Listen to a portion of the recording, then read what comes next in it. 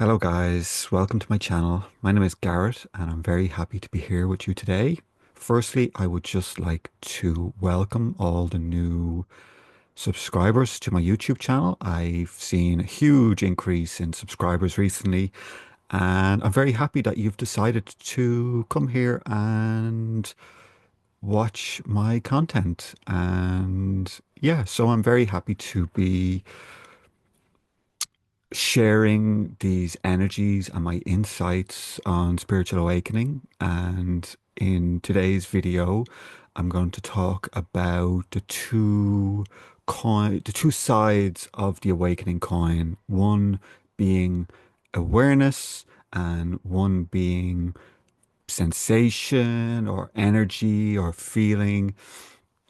Um, so over the course of the last probably 6.5 years now, I have been working, mentoring people going through spiritual awakenings. I don't know how many people that I've worked with. It's probably in the hundreds by this stage, and I've seen many, like I don't, dozens and dozens and dozens of people have awakenings and go through different stages of awakening. And one of the things that I've noticed is that there's no two are the same. Um, a lot of people have read my book and they have this idea that these uh, awakening stages are linear and locations and it goes in succession. This should happen and then that should happen and then so on and so on, and it's not like that. And also, if for those of you who don't know, I also run a podcast all about spiritual awakening. And I have interviewed multiple, maybe 60, 70 people now at this stage, teachers who have awakened to very high stages of consciousness. And it's the same. It's the same. They all talk about the process in a different way to how I talk about it. And they use different language and um, metaphors and analogies to talk and describe the stages, right? So this is something and if you're interested in watching my podcast, it's called the Endless Possibilities Podcast, and I'll put a link down below. And every Friday I release an episode, and usually have a lot of fun. So I have a lot of experience talking with people, listening to their stories, listening to their awakening process, and guiding people through the stages. And um, so I'm going to talk about how people awaken. What are the commonalities between um, awakening through the perceptions, right? So a lot of the men generally tend to awaken through their head center first. What do I mean by the head center? So I mean consciousness, I mean awareness, perceiving how they perceive the world, their experience, their identification shifts. It's like a deconstruction of their humanness, the personality. So they go from believing I am a body, I am a personality, I have a gender, this is my work I do, I come from this country, all of these kind of things, right? And they start to deconstruct that personality, that persona down to, oh, I am just awareness, right? I'm not the body, I am awareness of the body. I am not my mind, I am the awareness of the mind, right? So it's literally like they're deconstructing I'm not this, I'm not this, I'm not this, but I am awareness, right? Pure awareness, pure consciousness. And spiritual awakening is that. That's what it is. It's going from believing that you are the body and the personality and the emotions to, oh, I am just pure awareness that is ever present. It's always been there. It will always It's going to be, it's there when you were born, it's going to be there when you die, when the body drops, right? You are pure consciousness. And that's one side of the coin, is realizing that you are that, or it realizing that it is that, and it's not your body. So a lot of people, when they start going through a spiritual awakening, right, that's the litmus test is self-realization, right? People want to make sure that they have that awareness awake to itself through the body, mind, um, nervous system, right? So consciousness awakens through the person and realizes its nature as unbounded awareness, ever present, never dies, always there, right? And that's a really freeing state to be. This is what people are talking about when they listen into non-duality, Advaita Vedanta, Ramana, Nisargadatta Maharaj, right? They're all talking about that pure awareness, pure being that's ever present. So something I have discovered is that not everybody wakes up that way through their head center. Some people awaken through their heart center first. So what that might feel like is more connection, more love, more fullness. Um, we might see a lot of beauty in nature.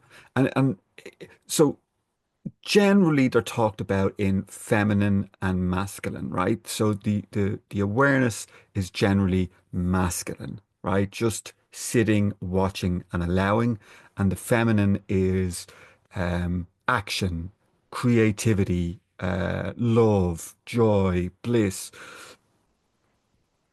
Shakti, all of these energies, the movement that animates all of life, right? That's what this feminine side is.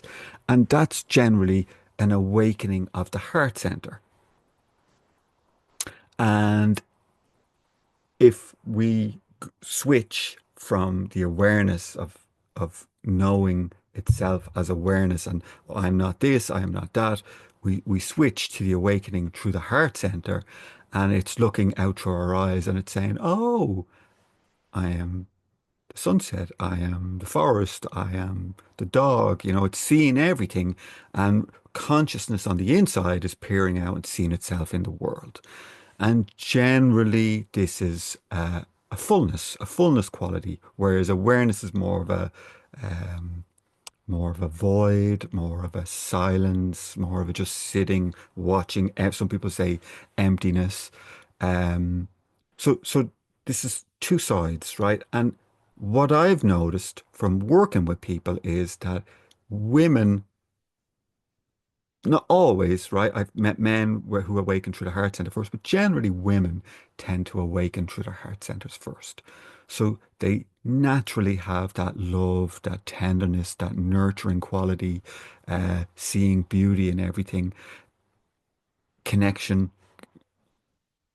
warmth, fuzziness, love, all of that kind of stuff. That starts to awaken in the female first. And again, there's always exceptions versus the men who awaken through the head center. We want both. As the awakening deepens, and I'll use myself, um, my awakening when I woke up first, it was into self-realization. And very shortly afterwards, that awakening started to deepen into what's known as God consciousness. So it's the awareness that awakes, now starts to peer out through the eyes, and there's a recognition of, oh, okay, I realize that I'm not this, I'm not that, and deduction, all of this kind of deconstruction. And then it starts to go, okay, well, this is what I am on the inside. And then it pivots back around. So it first of all, it pivots and it becomes aware of itself. It's like, oh, I thought I was this, but now I'm this unbounded awareness.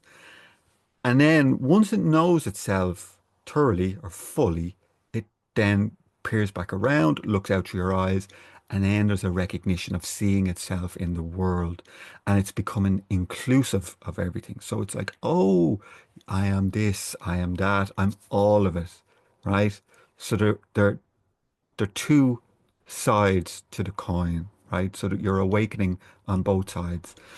And eventually what happens is you want both.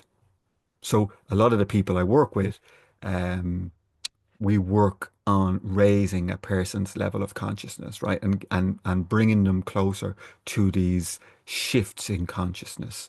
Um, and some people awaken differently and they can't figure it out. And it's been something I've been sort of trying to get my head around over the years.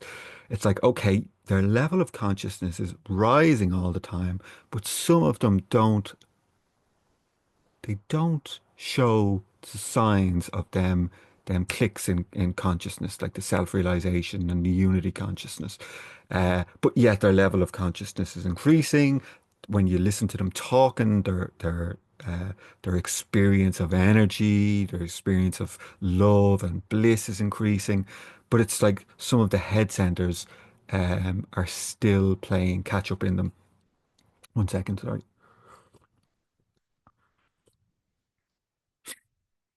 So this has been a big part of me and me listening and talking and hearing people and going, okay, right, their level of consciousness is rising, but it seems to be different for each person, right?